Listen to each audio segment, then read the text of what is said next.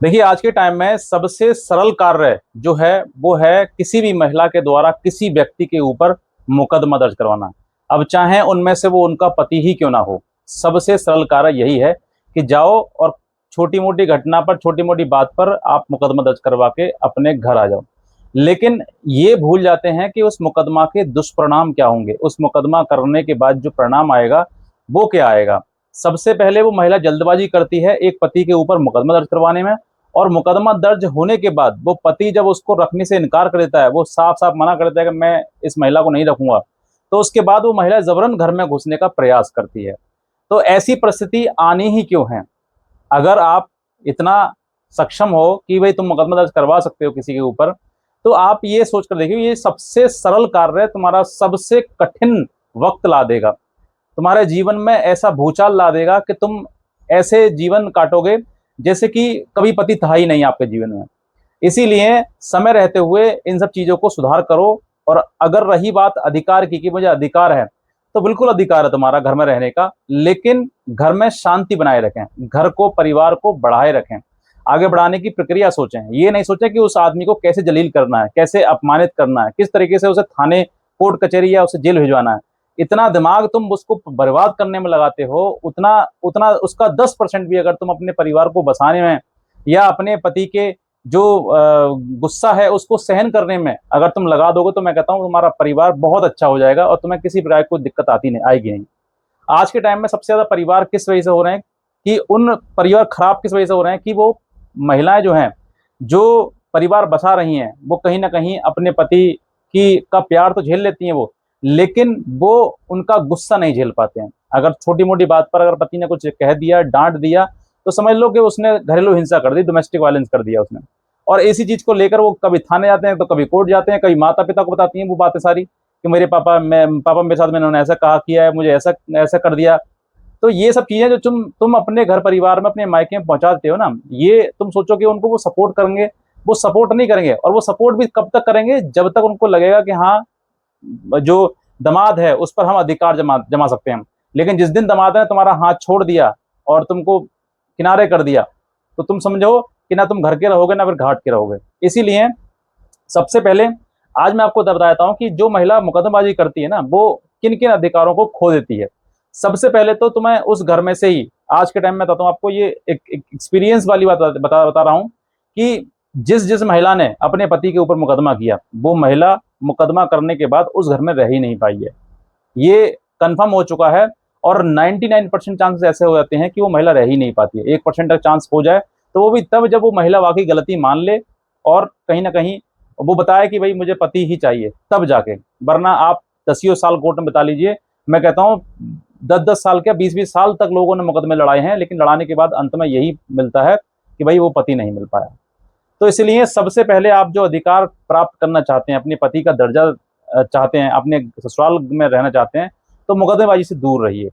अपने पति को आप जितना प्यार हो सकता है दीजिए, नहीं है तो उसको सहन करिए या फिर उसके अकॉर्डिंग चलिए। वो जैसे कह रहा है उसको मान लीजिए, वो गलत नहीं कहेगा।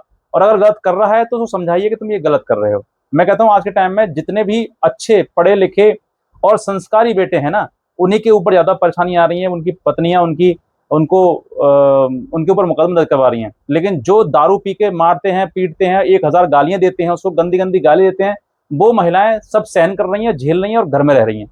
लेकिन जो बेचारे बच्चे अच्छे हैं, पढ़े लिखे हैं और अच्छी नौकरियां कर रहे हैं, सरकारी नौकरी कर रहे हैं, उन्होंने पढ़ लिख कर अपने माता पिता का नाम रोशन किया हुआ है, उन्हीं के घर में सबसे ज्यादा महिलाएं आतंक मचा रही हैं। और उन्हीं के घर में महिलाएं छोड़ के जा रही हैं कि भाई हमें नहीं रहना, हमें डोमेस्टिक वायलेंस किया है। उनके ऊपर दहेज का मुकदमा लगाया जाता है।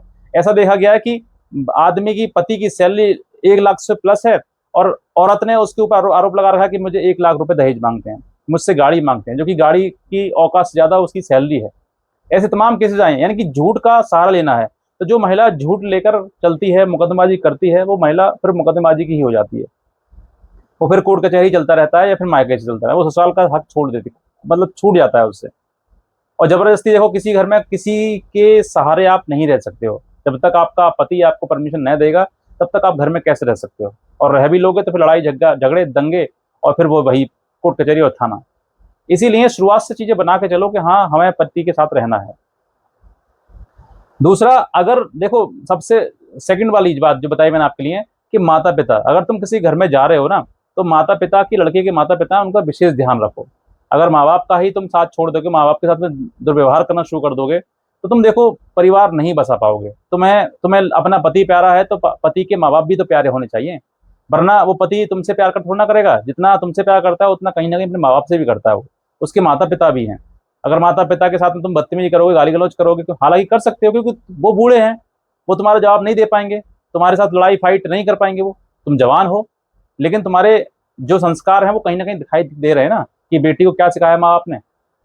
तो माँ बाप से तुम लड़ोगे, लड़के के बेटे के मतलब जो पति है आपका, अगर उनके माँ बाप से आप झगड़ा करोगे, उनके साथ में लड़ाई झगड़ा करोगे, तो फिर देखो फिर घर से तुम्हें बाहर निकालने की प्रक्रिया शुरू हो जाएगी।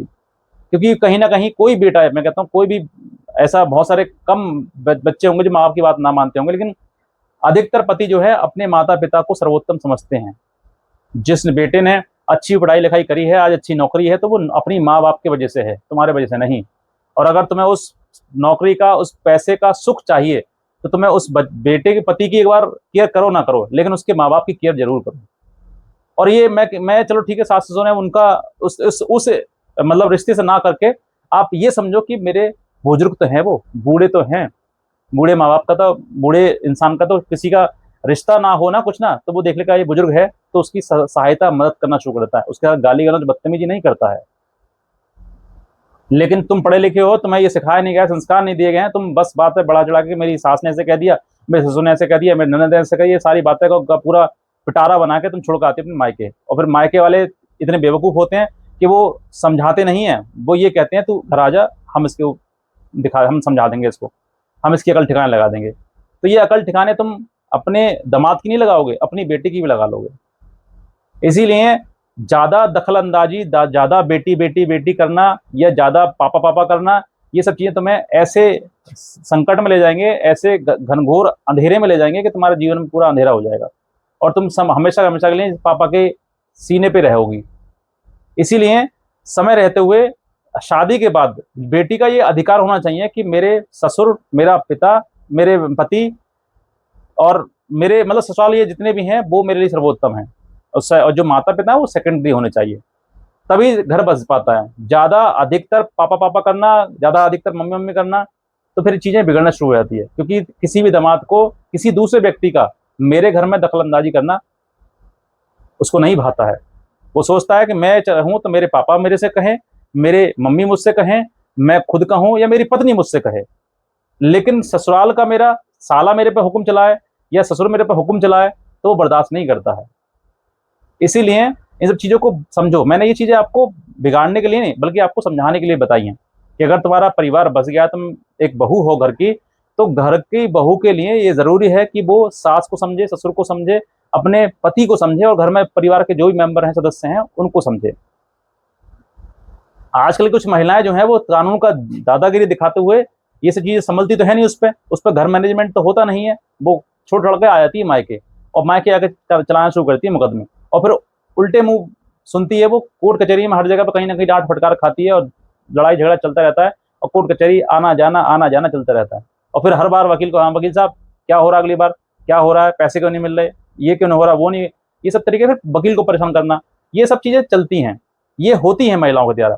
थोड़ी थोड़ी छोटी छोटी बात पे एकदम से आग्रह, मतलब एग्रेसिव हो जाना, और एकदम से झगड़ेलू बात कर देना, ये सब चीजें आजकल, मतलब तुम सब सोच कर देखो कि अगर ये झगड़ा तुम करोगे तो झगड़ा कहाँ जाएगा, किस हद तक चला जाएगा। तुम्हारा पति जो है ना, वो हमेशा हमेशा के लिए तुमसे रिश्ता खत्म कर देगा। इसीलिए समय रहते हुए पति को समझो, ससुर को समझो, और कोई अधिकार मत जमाओ। तुम्हारी जहां शादी हो गई है वो अधिकार ही है, जरूरी नहीं है कि जबरदस्ती तुम्हारे नाम भी वो प्रॉपर्टी हो। अपने घर में रहो, अपने पति को, अपने ससुर को, अपने सास को, ननद को, उनको समझो ना। वो जो जैसे कह रहे हैं वैसे मान लो। क्या रखा है लड़ाई में, जीवन गुजर जाएगा, वरना तुम्हारा ऐसे ही जीवन काटते काटते, लड़ते लड़ते, मुकदमेबाजी करते करते। इसीलिए समय रहते हुए सब चीज़ों को समझो, और अपने पति को सर्वोत्तम समझो, अपने ससुर को समझो, सास को समझो, और सास ससुर मत समझो उनको, ये कैसे समझो कि जैसे हम किसी बुजुर्ग व्यक्ति की सेवा कर रहे हैं। मत समझो उनको रिश्ता कोई, उनसे तुम्हारा कोई रिश्ता है। बाहर आप देखो आजकल सोशल मीडिया पे आप देखते रहोगे, तमाम ऐसे वीडियोज आती होंगी जो लोग बुजुर्गों की सेवा करते हैं, अनाथ आश्रम वृद्धाश्रम खोल रखे हैं, वो वहां पर सेवा करते हैं। वैसे तुम भी समझ लो ना कि मेरे मतलब वृद्धाश्रम मैंने खोल रखा है, वृद्ध मेरे माँ ससुर हैं, मेरे सास है, कैसे कुछ तो समझो, कुछ तो ट्राई करो कि भाई जिस तरीके से तुम्हारा मन करने लगे कि हाँ मैं इनकी सेवा करना मुझे, ताकि लोग जो है आपके लिए एक सभ्य बहू कहें, ये कहें संस्कारी बहू है। लेकिन आजकल में क्या होता है कि शादी के बाद जो है चीजें बिगड़ती हैं, उनको लगता है कि भाई मेरे को क्या आफत डाल दी गले में, मैं कहाँ सेवा करने चुकी, मैं क्या नौकरानी हूँ घर में इसमें।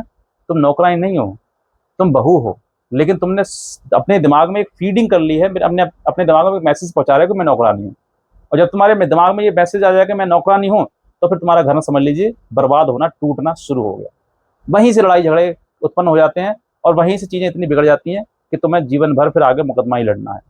और मुकदमा कोई समाधान नहीं है, मुकदमा सिर्फ लड़ाई एक ऐसी जंग है ना कि थोड़ा सा घी तुम डालोगी, थोड़ा सा घी उस तरफ से आएगा, तो घी डलता रहेगा और आग भभकती रहेगी, चलती रहेगी, चलाते रहो। जब तक इच्छा तब तक चलाते रहो, जब तक जवान हो तब तक चलाते रहोगे। जिस दिन जवानी खत्म हो जाएगी फिर सर पकड़ कर रहोगे, रोते रहना।